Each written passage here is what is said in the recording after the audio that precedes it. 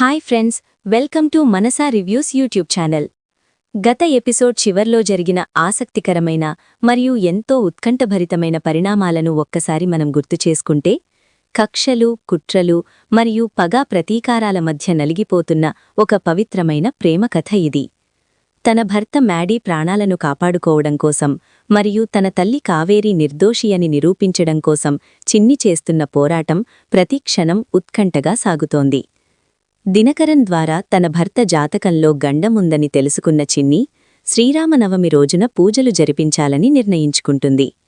ఈ పూజలకు ఒప్పుకుంటే చిన్ని జాతకం ప్రకారం ఆమెకే మరణం వస్తుందని నాగవల్లి మరియు దేవేంద్రవర్మ ఎంతో సంతోషంగా ఎదురుచూస్తున్నారు. పూజకు ముందు చిన్ని తన తల్లి ఫోటో ముందు నిలబడి ఏడుస్తూ తన బాధను పంచుకోవడం మనం చూశాం. అమ్మా, నేను చనిపోయేలోపు నువ్వు నిర్దోషివి అని నిరూపించగలనా లేదా అని ఆమె ఆవేదన చెందింది. ఈరోజు కథలో సీతారామ కళ్యాణం మరియు నల్లపూసల వేడుక జరుగుతున్న సమయంలో ఎదురయ్యే ఎమోషనల్ మరియు కుట్రపూరితమైన మలుపులేంటో చూద్దాం. ఉదయం పూట ఆ రాజభవనం లాంటి దేవేంద్రవర్మ ఇల్లు ఒక పవిత్రమైన గుడిలా ముస్తాబై ఉంటుంది. చుట్టూ మామిడి తోరణాలు, బంతిపూల దండలు మరియు పవిత్రమైన మంత్రోచ్చారణలు వినిపిస్తుంటాయి. హాల్లో సీతారామ కళ్యాణానికి ఒక పెద్ద మరియు అందమైన మండపాన్ని ఏర్పాటు చేశారు. దేవేంద్రవర్మ, నాగవల్లి అత్తయ్య, లోహిత మరియు శ్రీయ అందరూ అక్కడే ఉంటారు. నాగవల్లి అత్తయ్య లోహితను పిలిచి, చూసావా లోహిత, ఈ పూజ అయ్యాక ఆ చిన్ని పని ఖతం. ఆ తర్వాత ఈ పీటల మీద నువ్వే కూర్చుంటావు. నీకు మ్యాడీకి పెళ్లి జరుగుతుంది అని చెబుతూ ఒక కుటిలమైన మరియు పైశాచికమైన నవ్వు నవ్వుతుంది. లోహిత కూడా ఆనందంతో గెంతులు వేస్తూ, అవును మమ్మీ, నేనదే ఎదురుచూస్తున్నాను. ఆ దరిద్రపుగొట్టు చిన్ని పీడ మనకు శాశ్వతంగా వదిలిపోతుంది అని సంబరపడిపోతుంది. దేవేంద్రవర్మ వాళ్ల దగ్గరకు వచ్చి, ఏంటి నాగవల్లి, అంతా సిద్ధంగా ఉందా? ఆ చిన్ని ఈ పూజలో కూర్చోగానే దాని ప్రాణాలు పోవడం ఖాయమేనా అని అడుగుతాడు. దానికి నాగవల్లి, 100% ఖాయమన్నయ్యా. గురువుగారు చెప్పిన మాట ఎప్పుడూ తప్పదు. ఈరోజు ఆ చిన్ని చావుని ఎవరూ ఆపలేరు అని ఎంతో గర్వంగా చెబుతుంది.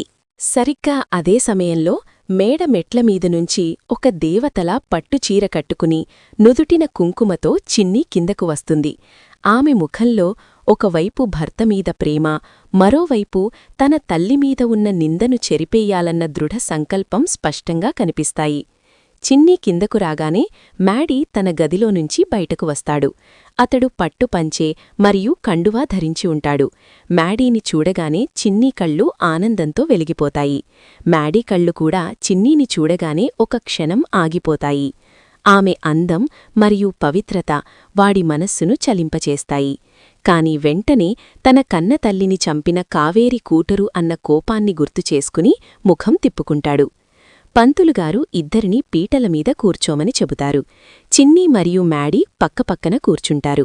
పంతులుగారు మంత్రాలు చదువుతూ సీతారామ కళ్యాణ ఘట్టాన్ని వివరిస్తూ ఉంటారు.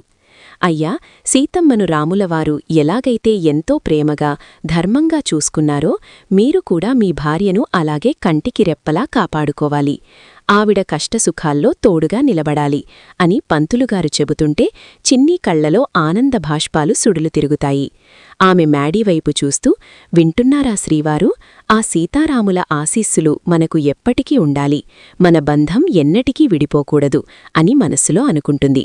కాని మ్యాడీ మాత్రం విసుగ్గా ముఖం పెట్టి, ఇదంతా ఒక నాటకం. ఈ పూజ అయ్యాక ఈమె ఈ ఇంటినుంచి వెళ్ళిపోవాల్సిందే అని పళ్ళు కొరుకుతో అనుకుంటాడు. పూజ సగం పూర్తయిన తర్వాత పంతులుగారు ఒక పవిత్రమైన నల్లపూసల దండను తీసుకుని దేవేంద్రవర్మ మరియు నాగవల్లిల చేతికిస్తారు.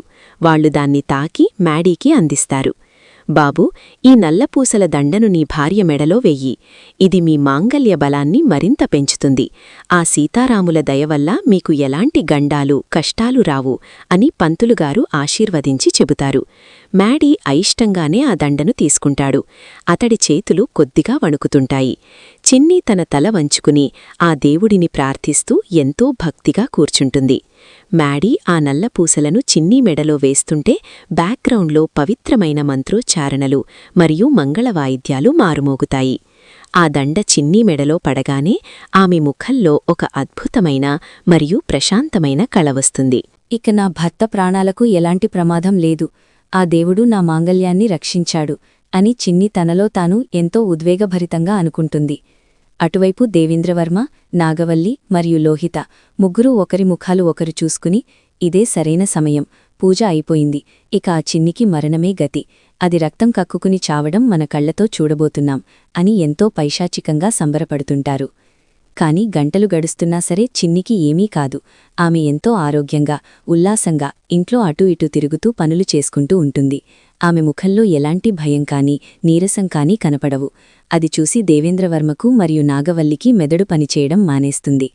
ఏంటన్నయ్యా, ఆ గురువుగారు చెప్పినట్లు ఈ పూజ అయ్యాక ఆ చిన్ని ప్రాణాలు పోవాలి కదా, దానికేమీ కాలేదేంటి, అది అటూ ఇటూ దర్జాగా తిరుగుతోంది, అసలు దీనికేమైనా ప్రాణం ఉందా లేదా అని నాగవల్లి ఎంతో ఆందోళనగా మరియు కంగారుగా అడుగుతుంది.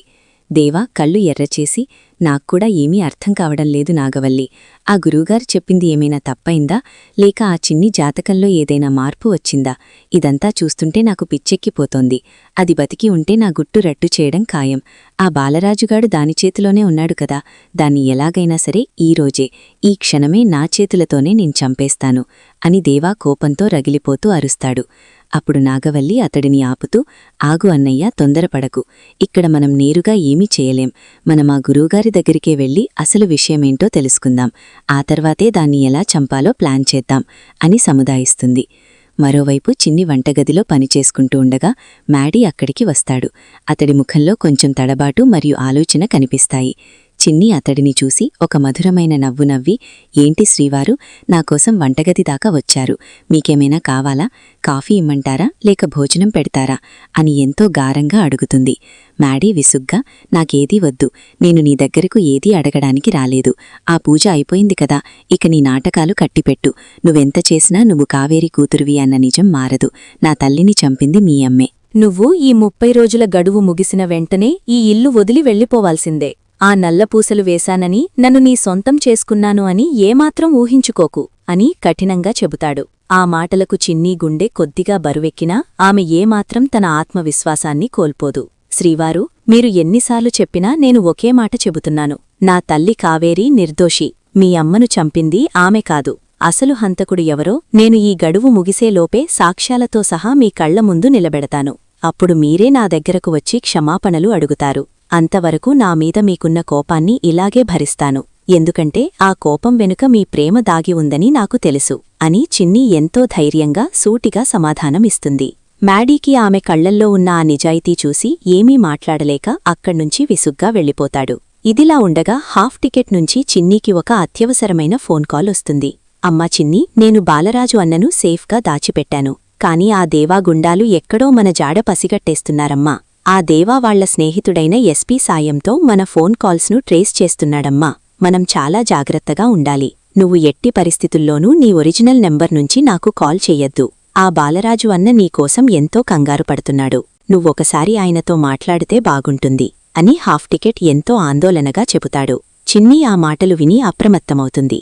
సరే హాఫ్ టికెట్, నేను జాగ్రత్తగా ఉంటాను, నాన్నను ఏ లోటు రాకుండా చూసుకో, ఆ దేవా గుట్టు రట్టు చేసే ఆధారాలు మనకు త్వరలోనే దొరుకుతాయి, అప్పటివరకు నాన్నను ఎవరికంటా పడకుండా ఉంచు అని చెప్పి ఫోన్ కట్ చేస్తుంది. అప్పుడు చిన్నీకి అర్థమవుతుంది, తన చుట్టూ దేవేంద్రవర్మ ఎంతో భయంకరమైన వల పన్నాడని, తను ఏ చిన్న పొరపాటు చేసినా తన తండ్రి బాలరాజు ప్రాణాలు మరియు తన లక్ష్యం గాలిలో కలిసిపోతాయని ఆమె ఎంతో దృఢంగా నిర్ణయించుకుంటుంది. సాయంత్రం వేళ దేవేంద్రవర్మ మరియు నాగవల్లి అత్తయ్య ఎవరికీ ఏమాత్రం తెలియకుండా ఆ గురువుగారి ఆశ్రమానికి చేరుకుంటారు. గురువుగారు కళ్ళు మూసుకుని ధ్యానంలో ఉండగా వాళ్లు వెళ్లి నమస్కారం చేస్తారు. దేవా ఎంతో ఆవేశంగా, కంగారుగా, గురువుగారు, మీరు చెప్పినట్లుగానే నా కొడుకు మ్యాడీకి, ఆ చిన్నీకి సీతారామ కళ్యాణం మరియు నల్లపూసల వేడుక జరిపించాము.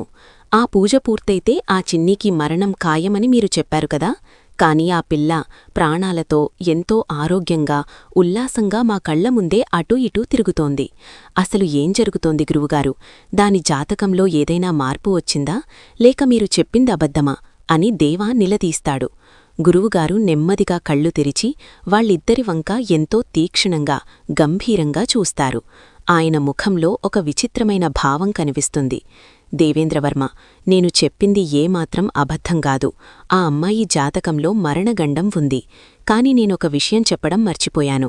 ఆ అమ్మాయి మాంగల్యబలం సాధారణమైనది కాదు. ఆమె స్వచ్ఛమైన ప్రేమ మరియు నిజాయితీ ఆ గండాన్ని తాత్కాలికంగా వాయిదా వేశాయి. అంతేకాదు, ఆ సీతారాముల దయవల్ల ఆమెకొక కవచం ఏర్పడింది. మీరు ఇప్పుడు ఆమెను ఏమాత్రం ఏమీ చెయ్యలేరు. ఒకవేళ మీరు ఆమెకు హాని తలపెడితే ఆ మరణగండం తిరుగుముఖం పట్టి మీ ఇంట్లోనే ఒకరిని బలి తీసుకుంటుంది. అది మీ అబ్బాయి కావచ్చు లేదా మీరు కావచ్చు అని గురువుగారు ఒక భయంకరమైన నిజాన్ని, వార్నింగ్ను చెబుతారు. ఆ మాటలు వినగానే దేవేంద్రవర్మకు మరియు నాగవల్లి అత్తయ్యకు భూమి ఆకాశం ఒక్కసారిగా బత్తలైనట్లు అనిపిస్తుంది. వాళ్ల కాళ్ల కింద భూమి కదులుతున్నట్లుగా భయంతో వణికిపోతారు. అంటే ఆ చిన్నీని చంపితే మనకే ప్రమాదమా? దాన్ని చంపకుండా వదిలేస్తే నా గుట్టు రట్టు చేసి నన్ను జైలుకు పంపుతుందే దేవుడా! ఇదెక్కడి ఘోరమైన పరిస్థితిలో నన్ను ఇరికించావు. ఇటు చూస్తే గొయ్యి, అటు చూస్తే నొయ్యి అన్నట్లు నా పరిస్థితి అయిపోయిందే అని దేవా పిచ్చివాడిలా జుట్టు పీక్కుని అరుస్తాడు. నాగవల్లి కూడా షాక్లోంచి తేరుకోలేక, అన్నయ్య, మనమిప్పుడు ఏం చెయ్యాలి? ఆ చిన్ని మన పాలిట ఒక యమపాసంలా మారింది. దాన్ని ఏమీ చెయ్యలేము, అలాగని ఊరుకోలేము. ఈ 30 రోజుల గడువు ముగిసేలోపు మనం ఏదో ఒక దారి వెతుక్కోవాలి. లేకపోతే ఆ చిన్ని మనందరి పాతాళానికి తొక్కేస్తుంది అని కన్నీళ్లు పెట్టుకుంటుంది. దేవా కళ్ళు కోపంతో భయంతో ఎర్రబడుతూ, నాగవల్లి, మనం ఆ చిన్నీని నేరుగా చంపకుండా దాని పిచ్చిదానిలా చేసి ఈ ఇంటినుంచి బయటకు పంపేలా ఒక పెద్ద మాస్టర్ ప్లాన్ వెయ్యాలి. ఆ బాలరాజుగాడిని ఎలాగైనా పట్టుకుని వాణ్ణడ్డుపెట్టుకుని ఆ చిన్నిని బ్లాక్మెయిల్ చేయాలి. అప్పుడే మనం బ్రతికి పట్టకడతాం అని దేవా ఒక కొత్త మరియు క్రూరమైన కుట్రను పన్నుతాడు. మరుసటి రోజు ఉదయం ఇంట్లో వాతావరణం ఎంతో ఉద్రిక్తంగా మారుతుంది. మ్యాడీ తన ఆఫీస్ పనుల్లో బిజీగా ఉంటాడు. అప్పుడే దినకరన్ అక్కడికి కంగారుగా వస్తాడు. సర్, మ్యాడీ సర్, మీకొక విషయం చెప్పాలి. మీ ఆఫీస్ ఫైల్స్లో కొన్ని ముఖ్యమైన పత్రాలు కనపడటం లేదు. అందులో మీ కంపెనీకి సంబంధించిన ఒక పెద్ద టెండర్ కాపీ కూడా ఉంది. ఎవరో కావాలని ఆ పత్రాలను దొంగిలించారు సార్ అని దినకరన్ బాంబు పేలుస్తాడు. ఆ మాట వినగానే మ్యాడీకి ఫ్యూజులెగిరిపోతాయి. ఏంటి, నా ఆఫీస్ ఫైల్స్ దొంగిలించబడ్డాయా? ఎవరు చేశారా పని? ఆ ఫైల్స్ నా గదిలోనే ఉన్నాయి కదా అని మ్యాడీ ఆవేశంగా అరుస్తాడు. అప్పుడే లోహిత మరియు నాగవల్లి అక్కడికి వస్తారు. లోహిత ఒక దొంగనవ్వు నవ్వుతూ, బావా, ఆ ఫైల్స్ ఎవరు తీశారో నేను చూశాను. రాత్రి ఆ చిన్నీ నీ గదిలోకి వెళ్ళి నీ బ్రీఫ్ కేస్లోంచి ఆ ఫైల్స్ తీసి తన స్నేహితుడు ఆ హాఫ్ టికెట్ కాడికి ఇస్తుండగా నేను నా కళ్లతో చూశాను. కావాలంటే నువ్వా చిన్నీనే అడుగు అని ఒక పచ్చి అబద్ధాన్ని సృష్టిస్తుంది. మ్యాడీకి ఆ మాటలు వినగానే కోపం కట్టలు తెంచుకుంటుంది. వాడి కళ్ళు ఎర్రబడతాయి. చిన్నీ, చిన్నీ అంటూ ఇల్లంతా దద్దరిల్లేలా గట్టిగా అరుస్తాడు మ్యాడీ. చిన్నీ వంటగదిలోంచి కంగారుగా పరిగెత్తుకుంటూ వస్తుంది. ఏంటి శ్రీవారు, ఎందుకలా అరుస్తున్నారు అని అడుగుతుంది. మ్యాడీ ఆమె దగ్గరకు వెళ్లి కోపంతో ఊగిపోతూ, నా ఆఫీస్ ఫైల్స్ ఎక్కడున్నాయి? నువ్వా ఫైల్స్ని దొంగిలించి నీ స్నేహితుడికిచ్చావని లోహిత చెబుతోంది. నా తల్లిని చంపిన హంతకురాలి కూతురువి. నా ఆస్తిని, నా కంపెనీని నాశనం చేయడానికే కదా నువ్వు ఈ ఇంట్లో ఉన్నావు. చెప్పు, ఆ ఫైల్స్ ఎక్కడున్నాయి అని మ్యాడీ ఎంతో దారుణంగా చిన్నీని నిలదీస్తాడు. చిన్నీ కళ్లలోంచి కన్నీళ్లు రాలుతాయి. ఆమె ఎంతో ఆవేదనగా, సర్, నేను ఎలాంటి ఫైల్స్ తీయలేదు సార్. నా మీద కావాలనే లోహిత మరియు మీ అత్తయ్య పన్నిన కుట్ర ఇది. దయచేసి నన్ను నమ్మండి సార్. నా ప్రేమలో ఎలాంటి మోసం లేదు. నాకు మీ ఆస్తుల మీద ఏమాత్రం ఆశలేదు అని ఏడుస్తూ పతిమాలుకుంటుంది. కాని మ్యాడీ ఆమె మాటలను ఏమాత్రం నమ్మకుండా, నువ్వు చెప్పే పచ్చి అబద్ధాలు నేను వినను. నువ్వా ఫైల్స్ తీసుకువచ్చి నా ముందు పెట్టకపోతే నిన్ను పోలీసులకు అప్పగిస్తాను. ఇది నా ఫైనల్ వార్నింగ్ అని మ్యాడీ కఠినంగా చెబుతాడు. చిన్నీ తన భర్త తనను దొంగగా నిందించడం తట్టుకోలేక గుండెలు పగిలేలా విలపిస్తూ అక్కడ నిలబడిపోతుంది. ఈ విధంగా ఒకవైపు ఆస్తి కోసం లోహిత వేస్తున్న కుట్రలు, మరోవైపు దేవేంద్రవర్మ వేస్తున్న భయంకరమైన ఎత్తుగడలు, మధ్యలో చిన్నీ తన పవిత్రమైన ప్రేమను మరియు ఆత్మగౌరవాన్ని కాపాడుకోవడానికి పడుతున్న నరకయాతన ఈ కథను ఒక అద్భుతమైన మహాసంగ్రామంలా ముందుకు తీసుకువెళ్తున్నాయి. చిన్నీ తన నిజాయితీని ఎలా నిరూపించుకుంటుంది, ఆ ఫైల్స్ ఎవరి దగ్గర ఉన్నాయో ఎలా కనిపెడుతుంది అన్న ఎన్నో ఆసక్తికరమైన ప్రశ్నలతో ఈ కన్నీటి ప్రయాణం స్టార్ మాలో ప్రేక్షకులను ఎంతగానో కట్టిపడేస్తూ ఉద్వేగంగా సాగుతోంది. సత్యం మరియు ధర్మం ఎప్పటికైనా గెలిచి తీరుతాయని నిరూపించే ఈ గొప్ప కథ అందరి హృదయాల్లో ఒక చెరగని ముద్ర వేస్తూ ఇలా ముగిస్తుంది.